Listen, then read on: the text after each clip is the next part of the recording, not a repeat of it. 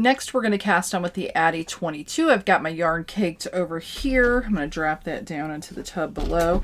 Now, the only difference with the Addis is the number 1, 2, and 3 pin are black, so that's a little different. And then you also, the yarn keeper is different. Actually, there's a few things. And then there is no tension guide like you have with the Centros. You have your counter right here, but you do not have a tension guide. And you do have like a little bit of a different kind of yarn keeper. So to go ahead and cast on, we're going to wrap that yarn around that first hook and go behind.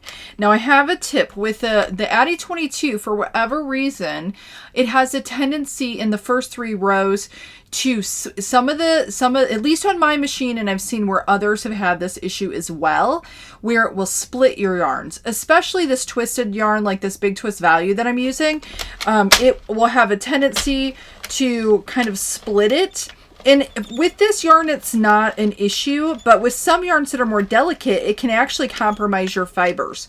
So to combat that, I just suggest that you do a very loose cast on. If you can try to do it as loose as possible. I mean, you want it to stay on there, but you want it to be loose. That just helps. So once you wrap around your last pin, you want to put it in the keeper. And you can come out the top. I've seen others do this where they come out the top with their yarn and hold on to it. But I like to just go ahead and snap it down in there, hold my yarn off to the side, and then I actually kind of push against the leg. Since I'm just clamped on those front legs, it has a tendency to want to bounce. So I kind of push on the leg, hold my yarn as I'm going. Now, again, like I said, on those first few rows, you really want to make that tension as light as possible. So you just crank really slowly. I'm going to pull this in just a little bit. Just crank really slowly.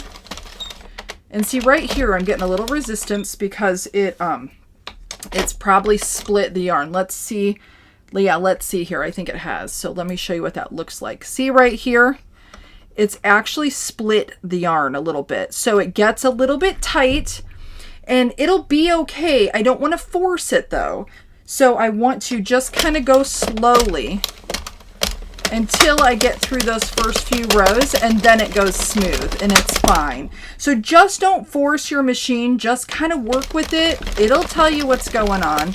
So that's how you cast on with the Addi 22.